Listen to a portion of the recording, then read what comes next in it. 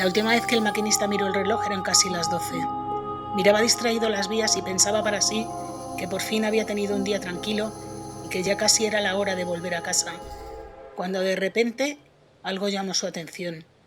Ahí había algo tirado. Eso es una mujer. Sí, claramente es una mujer. Entonces trató de parar el tren mientras hacía sonar el silbato con toda la fuerza que podía. Imposible. No iba a poder frenar. Sin embargo, se dio cuenta de que había algo raro, diferente a las otras veces en las que había encontrado gente tirada en las vías. Tengo que llamar a la policía. Esto no es para nada normal. Yo soy Julia y esta es la historia de cómo Ramón Lasso se convirtió en la primera persona en España en ser condenada sin cuerpo, pruebas biológicas o confesión. Una historia muy interesante que voy a contarte en los próximos minutos. Si quieres saber más, sé bienvenido.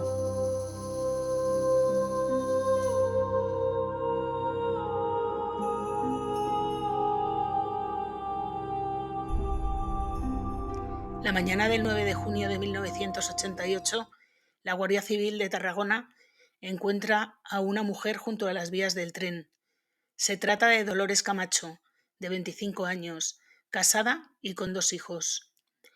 En la escena también se encuentran algunos familiares que han sido avisados por la propia Guardia Civil y que miran la escena bastante incrédulos. Allí está el marido de Dolores, Ramón Lasso, y su padre. La zona en la que se encuentra el cuerpo es un lugar de difícil acceso, especialmente porque en los últimos días había llovido bastante y se encontraba todo embarrado. Hasta allí había que llegar en coche sí o sí, y allí estaba precisamente el pequeño coche que solía conducir Dolores. El padre, en un fuerte estado de shock, era incapaz de articular palabra. Sin embargo, el marido de Dolores, Ramón Lasso, incluso llegó a hacer alguna broma. En un momento dado, cogió la cabeza, la levantó por encima de sus hombros y se la enseñó a los demás.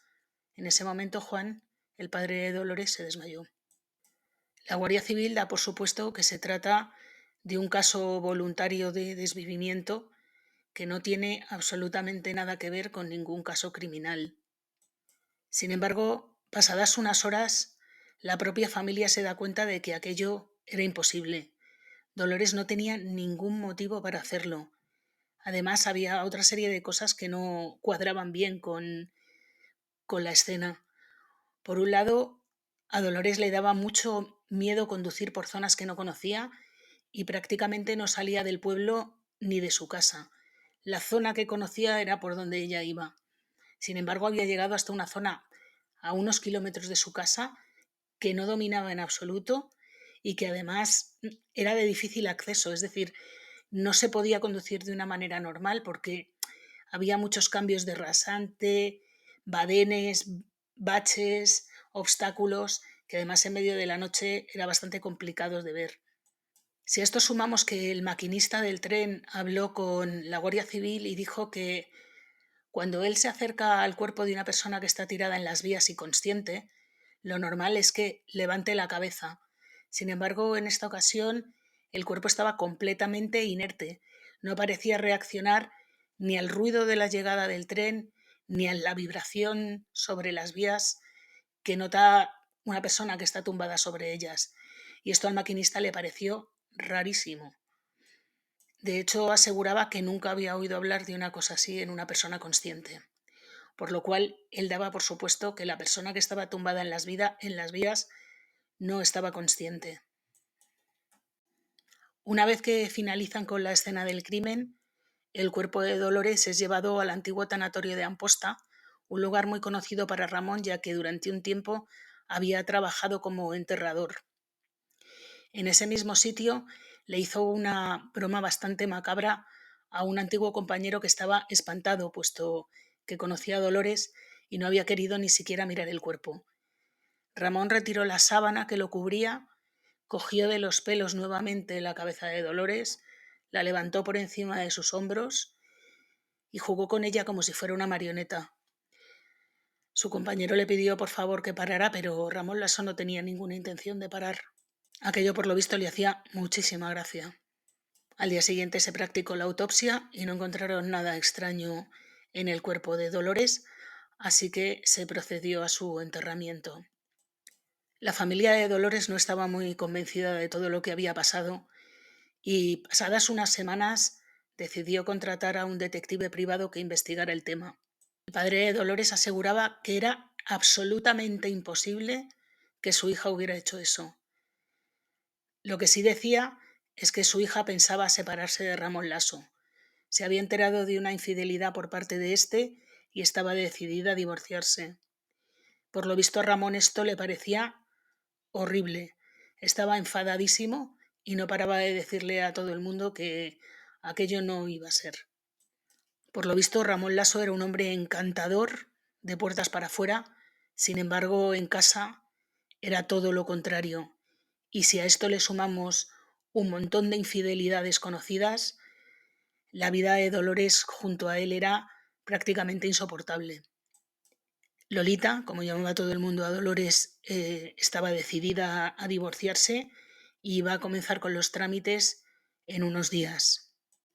El detective que contrató la familia encontró algunas incongruencias más con respecto a la escena, como por ejemplo, como ya os he dicho, había llovido muchísimo en la zona durante los días anteriores y estaba lleno de barro.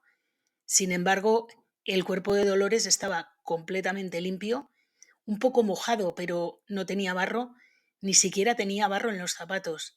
O sea, había tenido que pisar charcos y una zona bastante embarrada para llegar desde el coche hasta las vías y tenía los zapatos, la suela de los zapatos, bastante limpia. Así que el detective, con todas estas pruebas y algunos indicios más que había conseguido, se dirige a la Guardia Civil para intentar reabrir el caso, pero no hubo forma. Así que la familia no tiene más remedio que desistir. Sin embargo, un año después de que pasara lo de Dolores, ocurre algo aún más trágico, si cabe, que lo que le ocurrió a la propia Dolores. En mayo de 1989, Ramón va a recoger al colegio a uno de los dos hijos que tuvo con Dolores, concretamente Daniel, de 6 años, que vivía con sus abuelos maternos, para llevarle a tomar una Coca-Cola, según dice él, a un pueblo que estaba a unos cuantos kilómetros de donde residían, al que había que ir además por una carretera bastante complicada con muchas cuestas, curvas y desniveles. El caso es que además Ramón no llevaba su propio coche, puesto que estaba en el taller, sino que llevaba uno de sustitución que le habían dejado.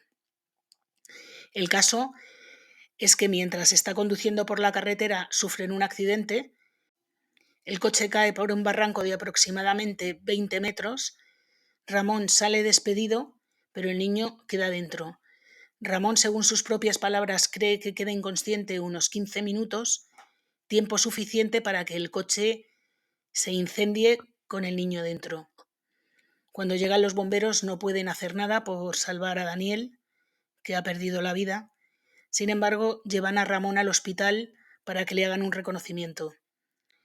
Tras el reconocimiento concluyen que Ramón no tiene absolutamente nada, ni siquiera una leve conmoción cerebral. Pero aún así deciden mantenerlo en observación unos días hasta que se recupere del shock de haber perdido a su mujer y a su hijo en un intervalo de tiempo tan corto.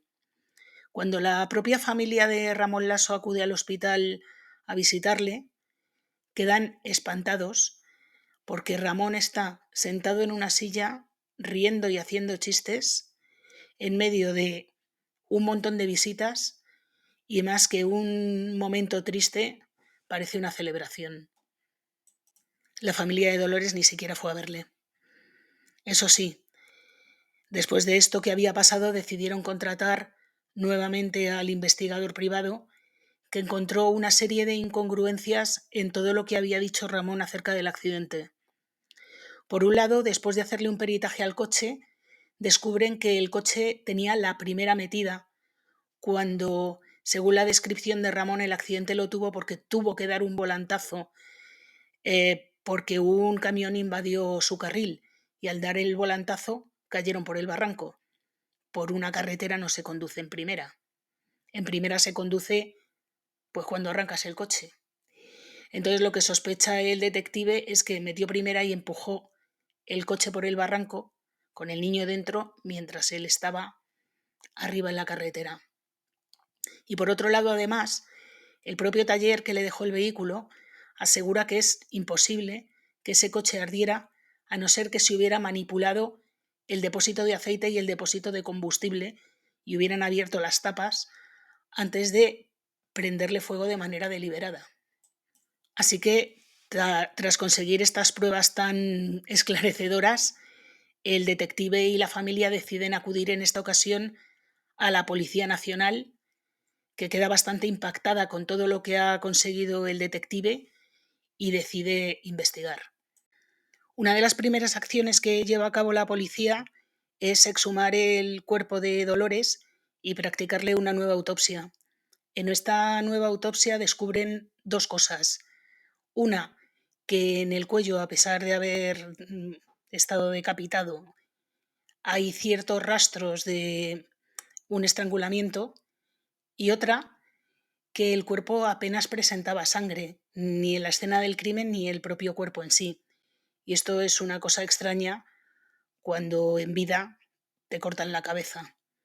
Así que ahí tienen una primera prueba, digamos, fehaciente, aparte de la declaración del maquinista del tren, de que cuando Dolores estaba en las vías ya no tenía vida. Y la otra se refiere al accidente de Daniel. En este caso, lo que la policía descubre es que el seguro del coche indemnizó a Ramón Lasso con 3,5 millones de pesetas. Si me habéis escuchado en otros casos, ya sabéis que soy muy aficionada a la calculadora de inflación para saber a cuánto equivaldrían 3,5 millones de pesetas en la actualidad. Y lo que me dice la calculadora en esta ocasión es que equivaldrían a unos 50.000 euros. Con esos 50.000 euros, Ramón abrió un videoclub en una localidad cercana, le pagó la comunión a su nueva novia y se marchó a vivir a otro sitio. Con todos estos datos, la Policía Nacional hace una reconstrucción de lo que ellos piensan que ocurrió el día en que murió Dolores, que no fue otra cosa más que una fuerte discusión que acabó con el ahogamiento de Dolores, que Ramón le entró un poco de miedo porque no sabía muy bien qué hacer con el cuerpo, así que pidió ayuda a una tercera persona y entre ambos la llevaron a las vías del tren. La identidad de esta tercera persona nunca se ha sabido quién es, aunque hay ciertas sospechas. Por lo visto, cuando Ramón llegó a Cataluña a la edad de 14 años, procedente de su pueblo natal, Quesada, en Jaén, fue a vivir con una hermana de su madre, que estaba casada con un guardia civil. Un guardia civil que estaba trabajando en la zona de Amposta, donde vivía Ramón en el momento de los hechos. Esto además lo corrobora el hecho de que la policía encontró un testigo la noche de la muerte de Dolores que vio a dos hombres por la zona metidos en un coche y estaban muy muy cerca de las vías. No les pudo ver la cara porque giraron el rostro cuando este hombre se acercó, pero el testimonio está ahí. Iban dos hombres en un coche, que el hombre no podía recordar cuál era, el mismo día y a una hora parecida en la que Dolores falleció. Así que la Policía Nacional decide llevar el caso al juzgado de Tortosa, que rápidamente abre diligencias para la detención de Ramón y empieza el juicio. Ramón es detenido en marzo de 1990, prácticamente un año después de la muerte de Daniel, aunque el juicio no comienza hasta diciembre de 1993. Es condenado a 57 años de cárcel por la muerte de su mujer y su hijo. La policía está convencida de que este hombre lo hizo por conveniencia personal, porque no tenía ningún tipo de sentimientos ni empatía ninguna y le venía fatal que su mujer se separara de él y tener que estar pasándole una pensión. Y su hijo porque le estorbaba, básicamente. Ramón ingresa en la cárcel, pero Ramón es un hombre encantador y en la cárcel vive a cuerpo de rey. Llevaba la misma vida prácticamente que los funcionarios.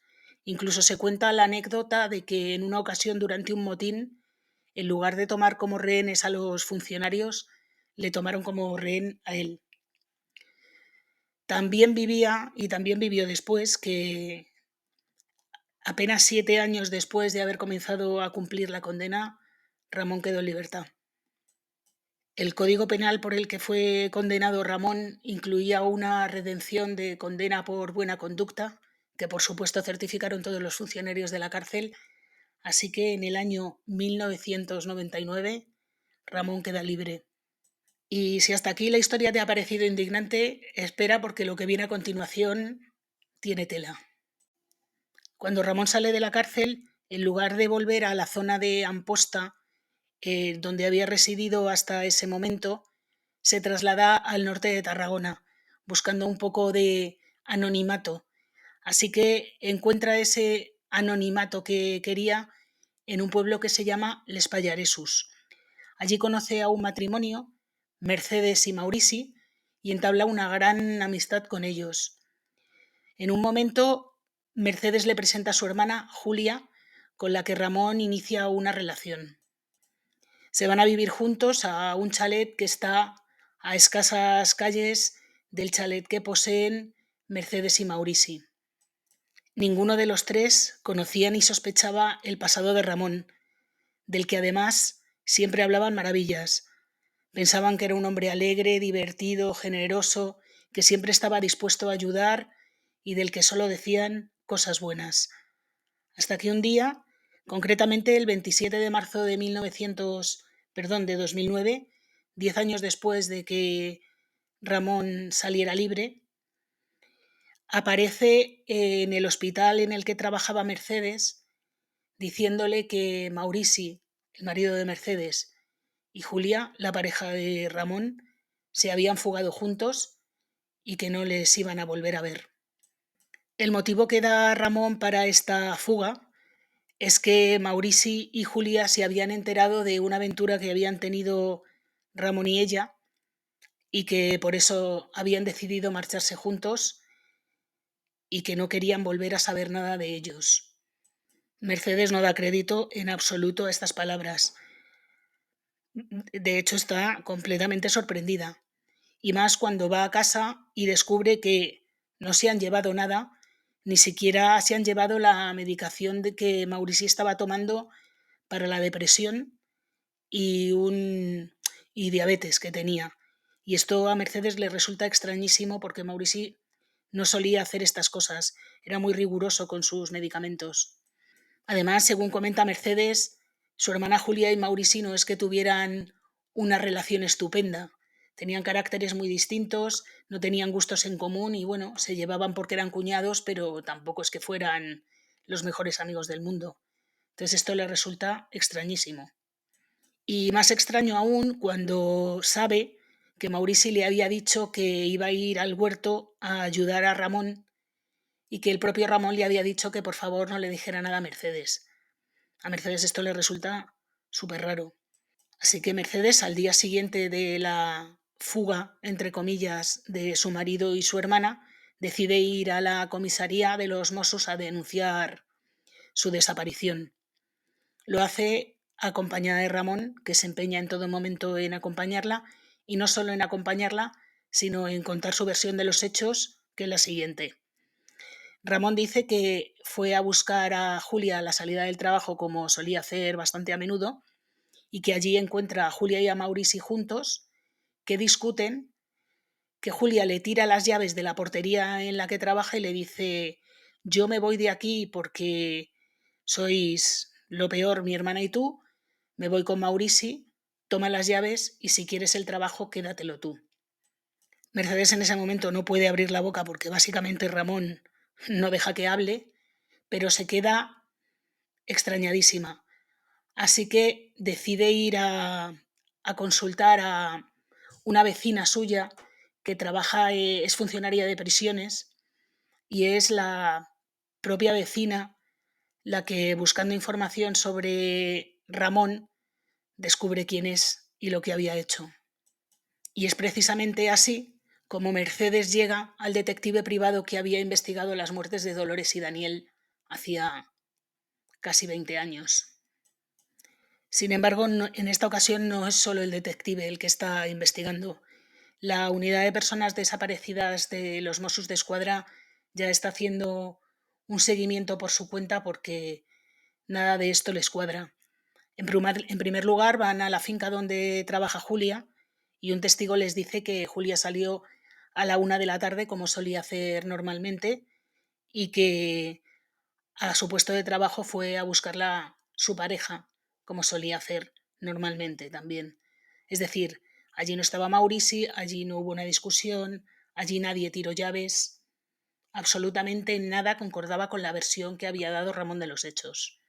Sin embargo, tampoco cuentan con ninguna prueba de que haya ocurrido ninguna desgracia, y más cuando empiezan a aparecer pruebas de que la pareja sigue con vida y se ha trasladado a Castellón. Por un lado, el Diari de Tarragona, un diario local, recibe una llamada de un hombre que dice ser Mauricio y que les cuenta a este periodista que dejen de buscarles, que están bien y que se han ido por voluntad propia, que están viviendo en Castellón y trabajan cuidando ancianos. La policía, que estaba escamadísima con Ramón ya desde el mismo momento de la denuncia, le estaba haciendo un seguimiento especial. Le habían puesto un geolocalizador en el coche. En aquella época no es como ahora, que es tan fácil, no era tan fácil hacer un seguimiento de la geolocalización a través de los teléfonos móviles. Así que le colocaron la típica chicharra esta imantada que se ve en las películas y así sabían dónde se encontraba en todo momento. Así descubrieron que la cabina desde la que llamaron al diario de Tarragona estaba muy cerca del coche de Ramón en el momento en el que ocurrieron los hechos. Pero quizá lo más revelador de todo es que el 28 de mayo, menos de 2 meses después o 2 meses después de la desaparición de Julia y Maurici, alguien envía un fax a la Seguridad Social pidiendo que cambiaran el número de domiciliación de cuenta de la pensión de Maurici. Maurici estaba jubilado por estos problemas de salud que tenía y recibía una pensión todos los meses. Entonces, lo que decía este fax es que esta pensión debía domiciliarse en una cuenta conjunta que tenían Julia y Ramón. El lugar desde el que se mandó el fax estaba nuevamente peligrosamente cerca del coche de Ramón.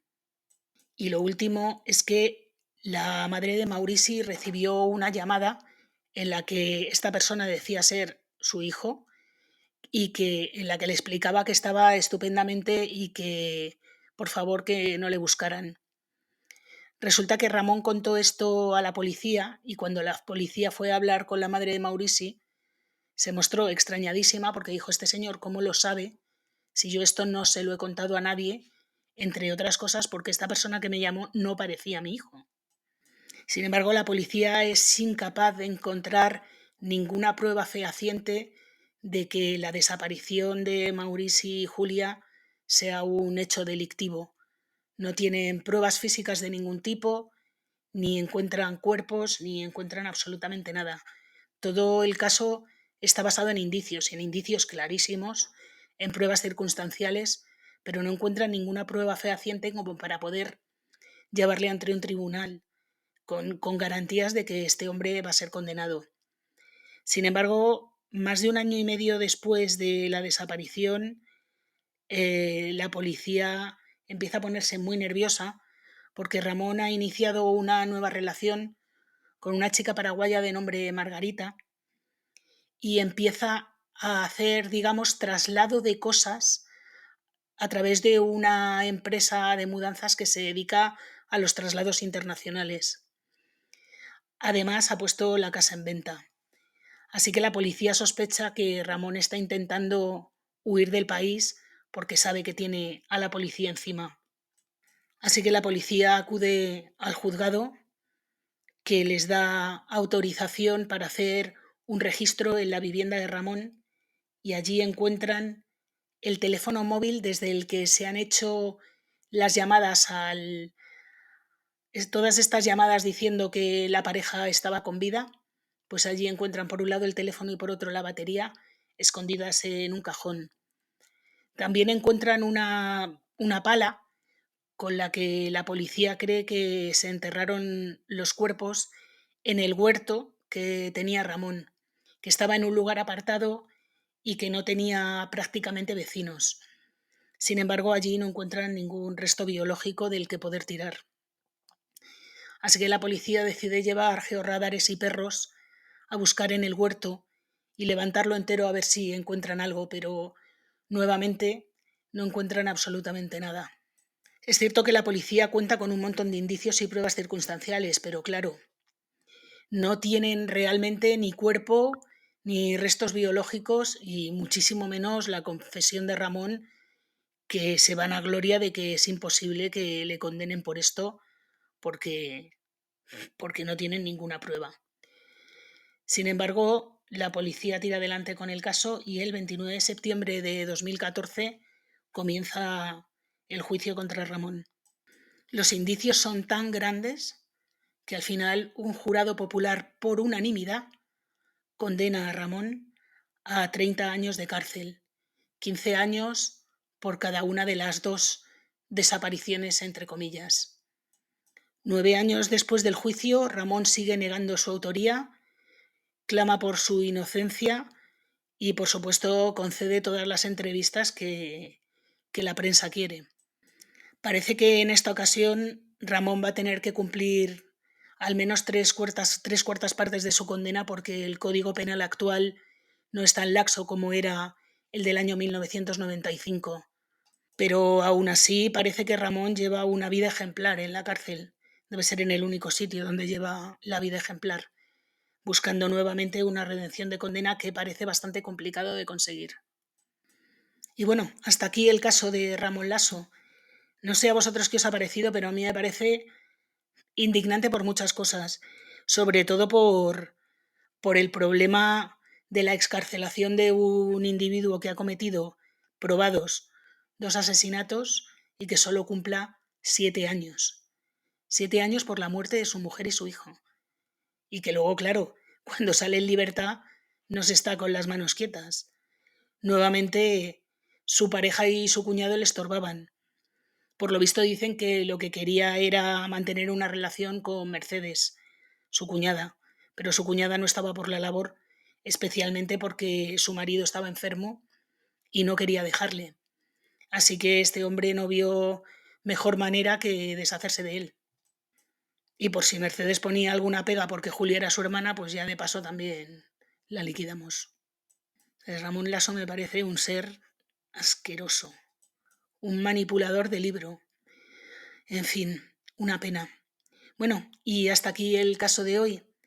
Decidme por favor qué os ha parecido, si pensáis lo mismo que yo, si no, si vosotros creéis que este tipo de personas pueden reinsertarse en la sociedad, porque yo tengo entendido que un psicópata se distingue, entre otras cosas, porque en la cárcel tiene siempre una buena conducta. Su problema es cuando sale libre. Este tipo de personas es muy complicado que se reinserten, por lo cual la redención de penas por buena conducta en este caso me parece contraproducente. Pero bueno, ya me diréis vosotros. Y ya sabéis, estas cosas que dicen los youtubers. Suscribirse, darle a like, activar la campanita y todas estas cosas. Muchas gracias por verme y hasta la semana que viene.